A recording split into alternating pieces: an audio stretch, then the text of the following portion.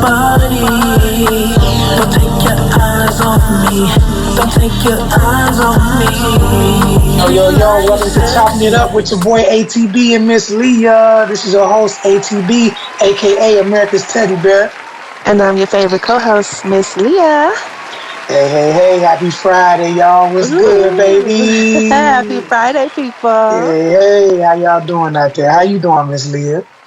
I'm doing okay. I'm in my crib freezing because my son got the damn air on Antarctica. But other than that, I'm doing okay. How you doing? I'm doing good. It's Friday, man. You know, I don't know. It's always something about the end of the week and then weekend festivities. So I'm feeling good, man. Even if I ain't really doing much, it's just Friday. You feel me? Like, shoot, man. Friday set the mood. Friday set the mood. You know what I'm saying? So I'm good. You know, so I'm gonna go and jump in. You know me. I'm ready. You know what I'm saying? So, I'm ready. Come on, Kevin. Come on. Stupid. Let's go. All right, check this out. Okay, so look, would you fight the parent of a child that's bullying your child? Not initially. It depends on how things escalate. If it escalates peacefully, then no, I'm not gonna come aggressive or anything like that. I would want to do things in a peaceful manner to set an example for the kids.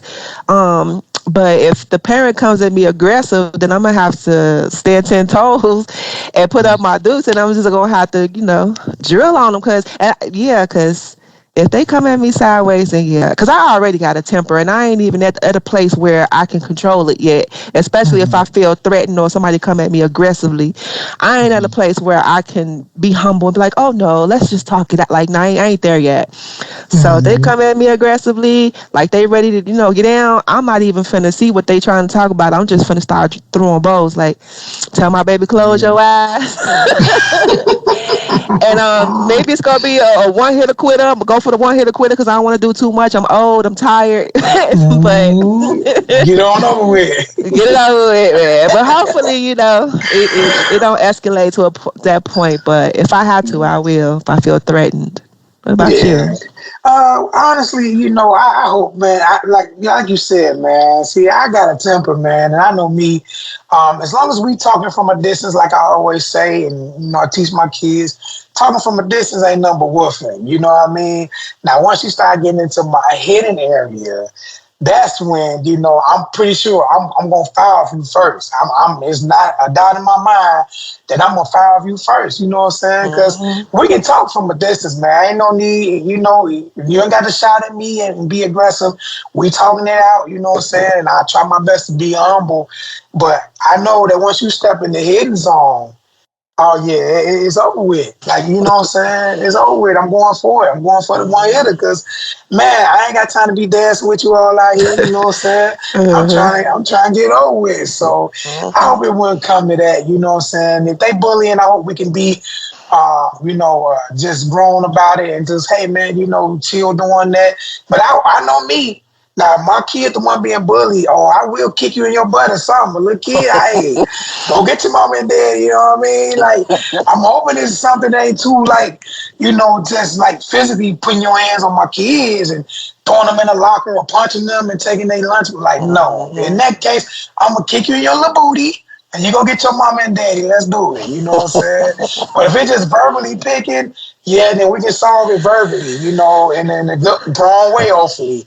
But if you physically been touching my kids, and I know my kids are, I always, try to teach them, hey, don't start no fight, but finish it. You feel me? Like, so, hey, if you do that, and, your kid physically putting, I ain't gonna lie, I know my temper. I will kick your kid.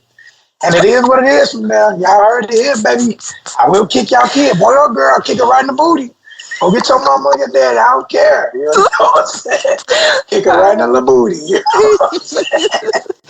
Yes, sir. Yeah. It's something about seeing your child in distress that just automatically just send you into like protective mode. And it's just like, it's like you almost don't even know how to be humble about it. It's just like, what? They did what? They put you where? They pulled what? They punched me where? It's like, oh hell no, you just literally ready to just start going crazy about it. Like, so yeah, it takes a lot of discipline to be able to come into a situation like that with the other child's parent humbly after seeing your child hurt and in distress. So I can understand why some parents would be a little aggressive about it For initially. real.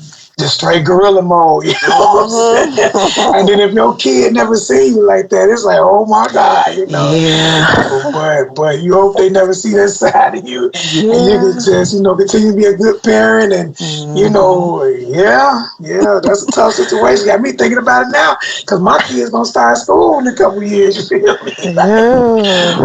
Man, but what you got, Yeah. Miss Lee? I'll be cool. I'm kind of upset a little bit, You know what? I man. told you that stuff will trigger you, and you ain't even got to be in a live situation. You get triggered instantly. Ain't even nothing happen. Instantly. Everybody Oh all my good. goodness. Everybody safe, and you pissed off. Ain't nothing happen. Man, I'm already picturing the scenario. You know what I'm Yeah, to saying? do it to you, man.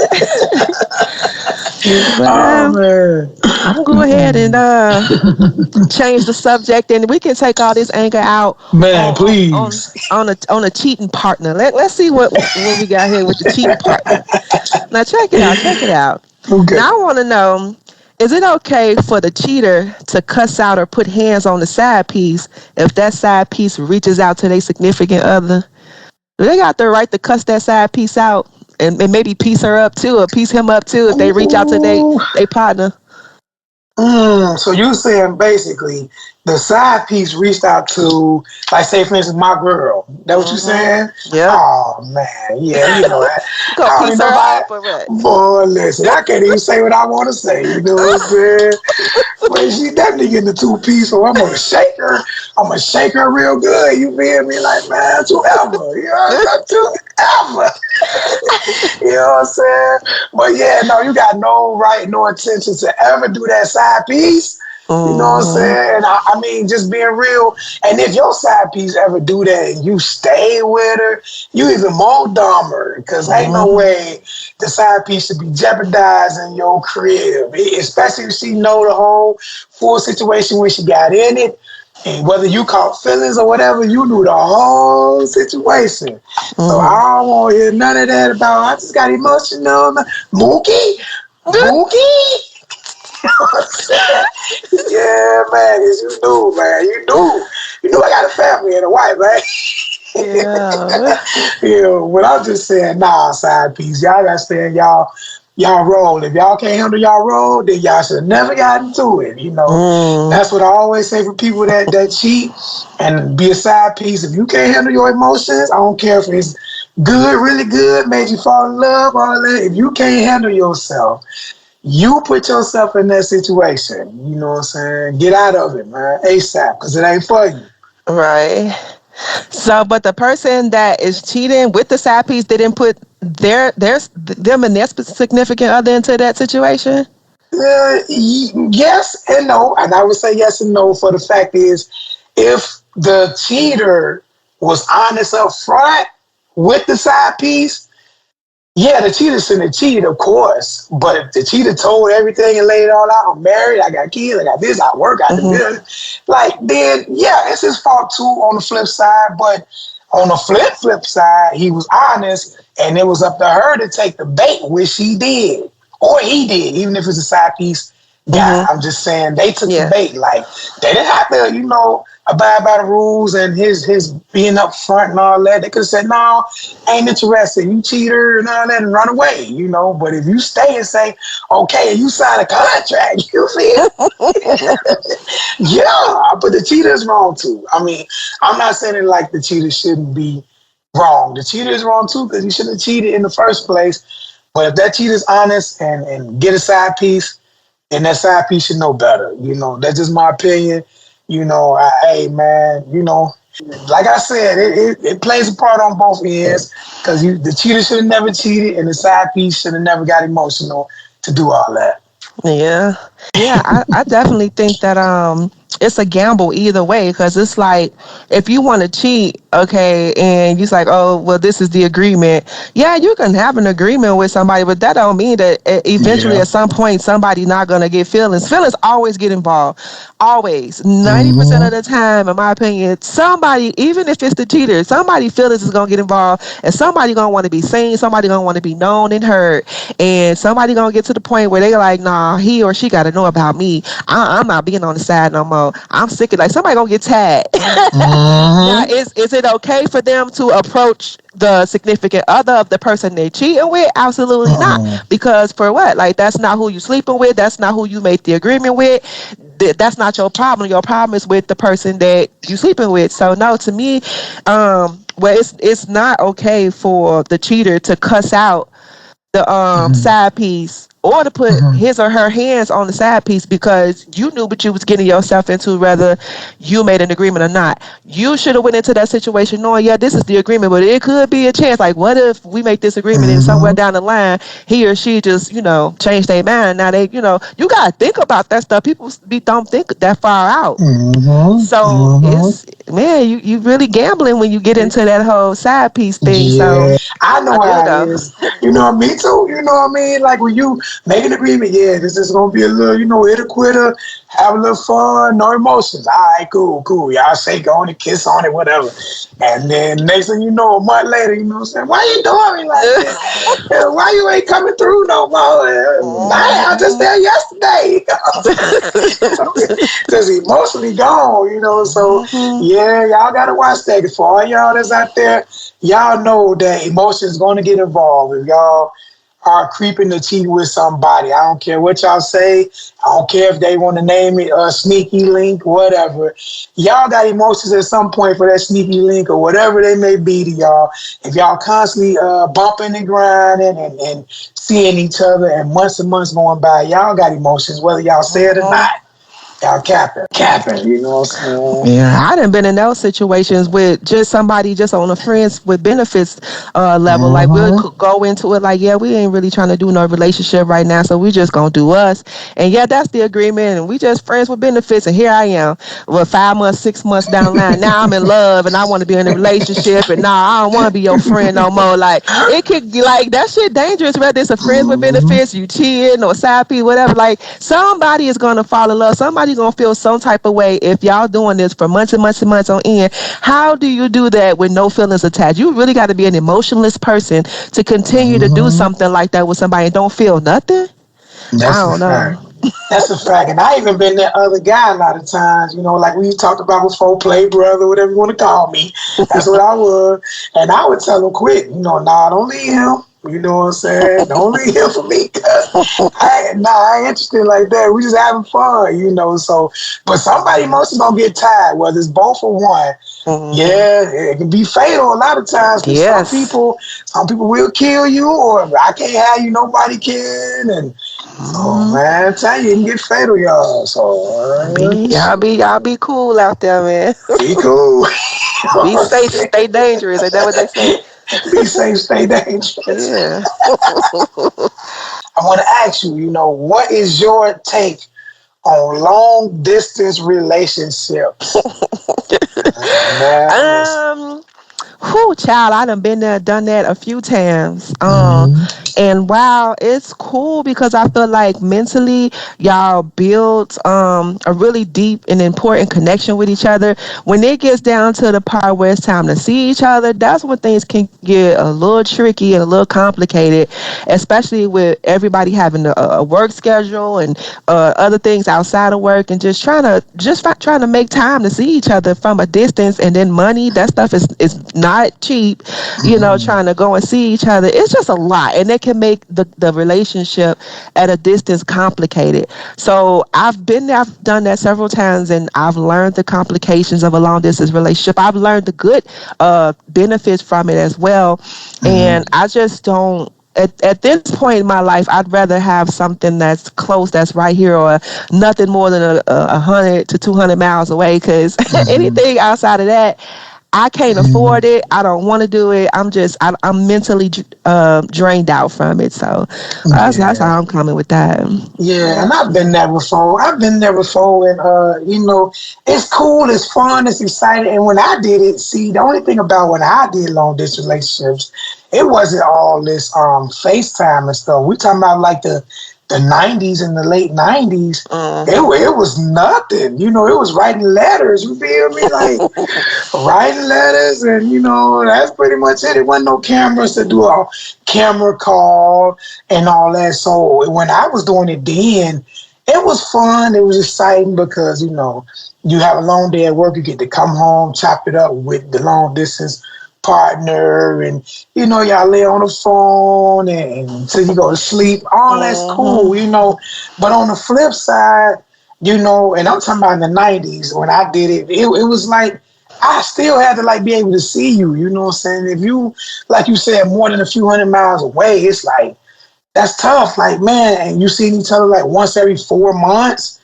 Man, that to me that won't work. Like, I ain't knocking who got whatever, and maybe some people can make it work, and maybe some people got successful stories about it. You know what I mean? But to me, I know I'm the type. I want to go out on dates. I want to go out to the movies. I want to risk. So now I gotta do all this and just come home and tell you about it. Like, man, you know what I'm saying? Like, you ain't here. I gotta tell you about it after so long. I'll get fed up with it. Now in this era, now we're going up to this era. Like, if I was long distance relationship in this era, it's a little better because you got FaceTime and all that, but still, it ain't the physicality. Like, you're not here, you know what I mean? So, I still, if you're not coming to see me at least twice a month, like, say, for instance, you live in California, if I ain't seeing you like every other weekend or once a month, I can't even say the once a month to even hold me down. I got to at least see you every other week. And if that ain't happening, nah, it won't work for me. I got to see you at least twice a month, man. You know what I'm saying? And it got to be a little weekend thing that you ain't just come in and see me and leave. And it got to be you stay in the weekend kind of, at least. So, nah, I say no for me. I can't deal with that. You know what I'm saying? Nah, man. It's yeah. I tried it and I've done it recently. I wouldn't say it was a relationship, but I have a friend that I see off and on that don't live too far from me. Just in Chicago, it's a 4 hour Right. drive. So I go back and forth. We visit each other back and forth, and that helps. But I just really Right. feel like if you and the person that you're trying to have this relationship with is not financially in a place where you can afford those visits, that's really gonna tear into the long distance relationship. So if you is not financially stable for that type of relationship, and you're able to make it work, then yeah, it can easily go downhill. That shit is Yeah, and costly. costly, man. And I'm gonna tell y'all one more thing, and y'all know I keep it 1,000. You know what I'm saying? I know some people that's in a long distance relationship, but they got other people up here entertaining them until you can come. So now in that case, you feel me? They don't care how long it takes for you to come see them, and they playing like I'm just waiting on you, boo. And not doing anything too much, Yeah, playing the game, you know what I'm saying? But on the flip side, yeah, buddy coming through or play brother, whatever you want to call him. Yeah, he handling that for you until you get up here, bro. Not handling it for you. He I'm almost handling it there, for my you. boy. I got you. I got you. Come I on, step got in. you. I got you until the end. Don't you worry about it. So now you coming up here once every 6 months, thinking you cool and you doing your job. Nah, she been getting worked out the whole 6 months. Bye. She been getting worked Oh, the whole 6 months. But don't worry about it. Do your thing, man. Love is in the air. Love is in the air, man. Whatever. child, see, and we keeping it undone over here. I don't Mm. listen to you, man. Go ahead. I'm Hold listening. on, cause you got my man wondering right Okay. now. Okay. And I wasn't trying to go there mentally, like thinking like that about nobody. But hold on, who over there handling Oh, all that meat for me until now? Let me chill. man. But let me be smooth. Let me see where I'm going. Stupid. So. No, because I'm feeling away right now, so I need to we change the Oh, my subject. bad, my bad. Say it all, my bad, my bad. All right. So, what's your check-in limit on friends and family members that don't check in on you like that? Do you got a check-in limit? Like, yeah, I be checking on you all the time, and you probably check on me once or twice. Like, do you got a check-in limit? Yeah, I honestly do.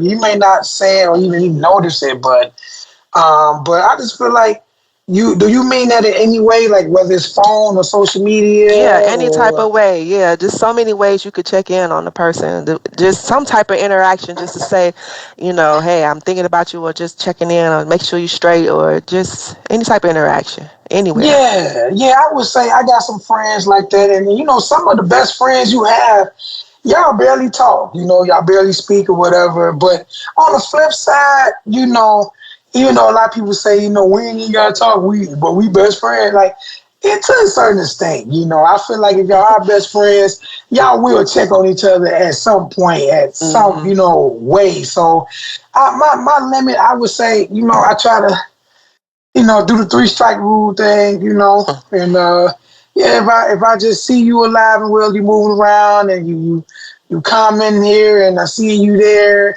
and we just never really chime in, check in. Okay, let's strike one, cool. Let a couple more months go by. Okay, then and after that, it's kind of like, man, maybe we ran our course, we grew apart, we friends, but I'm kind of done checking up on you, man, and saying Hmm. what's up, being the initiator to say, Hmm. hey, what's up, man, good morning, and then you never do it back and all that, and we supposed to be cool. Nah, we ain't that cool with me, because if we friends or family like that and, we checking in, we know we get busy, but at least every few months you're going to check in or say something. Hmm. So Hmm. I don't know if that's considered a limit, but that's kind of how I do. You know what I'm Yeah. saying? Like, Hmm. what do you think? What's your thoughts on that? Yeah, I wouldn't say I have a limit, but I do acknowledge certain things when I'm reaching out to specific people. I do acknowledge the fact that I'm the initiator a lot of the times when we do have a conversation or we are speaking real quickly, briefly. If I notice that it's me doing, like you say, being the initiator with the check-ins and stuff like that, then yeah, I'm probably gonna fall back a little bit. Probably not completely when it comes to family members, but as far as like friends and just people I'm just cool with, like I'm kind of gonna fall back on how often I reach out to you to check on you, especially if you barely or not even at all checking in on me. So yeah, Mm-hmm. I'm definitely gonna dumb it down a little bit because yeah, no, I want to feel important. I want to feel cared about too. Like, especially if like, dang, she is always checking in on me. I could at least reach out at least once, or twice, like you say, Mm-hmm. a month, and just let her know I appreciate her checking in. I do care about how she's doing too. So yeah, I do got a little bit of a limit depending on my relationship with the person. So yeah. Yeah, man. That good morning, good afternoon don't take no time out y'all day, Mhm. man. For real. Y'all ain't gotta call. Y'all can always just shoot that. Mhm. So for y'all out there that y'all know y'all got good peoples, man, they always checking up on y'all. Y'all gotta, return that favor, man. I hear so many people even that I end up running back on, and y'all always hit me with this one line, man, you don't even hit me no more. It was a two-way street. It's my Right. favorite. That's my answer every time. It's a two-way street, man. When I was hitting you, man, you really don't. So, y'all, if y'all really say people are important in y'all lives and y'all just cross paths every, couple whatever, man, make sure it's a two-way street, man. Because Mhm. the only one person only doing it is gonna make them feel like, dang, okay, well, let me stop doing it. Yep. So And I do yeah. try to keep in mind that some people are not phone people or not texters, or some people don't get on social media like that. So when I know a person pretty well and I know what they not really into, I'll be a little bit more lenient on, how, or if they going through something, so I know they ain't really doing too much reaching out. I'll probably cater a little bit more to how often I, reach out to them because I'm gonna check in, make sure you straight, and I'm not gonna expect you to do the same too off the bat because I know you're going through something. But if I know Right. that, it seems like you're doing pretty well and you ain't got too much going on that's holding you down mentally from being able to speak here and there, then yeah, I'm probably gonna fall back a little bit. But depending on the person and what they got going on, I may give them some grace. That's a fact. Especially like you said, they going through something, know their situation. When they Hmm. lost a loved one, then they kind of in their own world. But when everything is good and all good, and you just ain't getting that hit back, then that's kind of a little different. You know what I'm saying? So Yep. we do understand when y'all going through life crisis and stuff like that. We ain't talking about y'all, but the ones that, you know what I'm saying, they're alive and well, moving around, partying every weekend or whatever the case may be. Come on, man. You can pick that phone up too, bye-bye. You know what I'm saying? So, yeah, you know what I'm saying. Now that's a good one there, man. I appreciate it, y'all. So I hope y'all like, you know, what y'all hearing, and we just giving all opinion. Y'all can always comment under, you know, the episodes on Facebook, you know, chopping it up with ATB and Miss Leader. Go follow our page. But we just always like to give our input, and it's just our, you know, our input. So if y'all got some suggestions or comments or whatever y'all want to say, always comment under these episodes. They're all listed on our Facebook or wherever y'all can find us at. Is always chopping it up with ATB and Miss Leah. So, you know. Yeah, and that being said, you guys want to follow me on my TikTok at your favorite BBW319. And if you're more of a Facebook kind of person, you can follow me on Facebook at your favorite BBW Unmatched, and that's unmatched with an ED at the end. So come follow me on my socials, and I appreciate you guys hanging out with us and sticking to the end of this episode, and I'll catch you on the next one. And this your boy ATB, also known as America's Teddy Bear. You pretty much can find me on all music platforms by just typing in America's Teddy Bear or ATB, and it should be showing everything I got out there as far as music. Or you can type in Teddy Bear Chronicles, which is out now, and you know, follow me that way on music. Also on platforms as far as TikTok, Instagram, Facebook. You can type in the same name, pretty much America's Teddy Bear, and you'll see all my stuff pop up on those platforms as well. Make sure you go follow us, and you know, man, chime in with us, man, on the music and just our personal everyday lives. Okay. We also got New Gen Investment Group. Pretty much, if you're facing foreclosure and you want to avoid bankruptcy, deficiencies, or judgments, they can help you protect your credit by just buying your home as is. If your home fits the criteria, pretty much within 30 days, they'll pay you cash for your home. You don't have to do no repairs, anything. They'll buy as is. That number is 312-468-3243. And the office number is 331-318-9197. Also, if you're interested in getting your car detailed, we got JWP Detailing, and he will come to your home and detail your cars right in the driveway.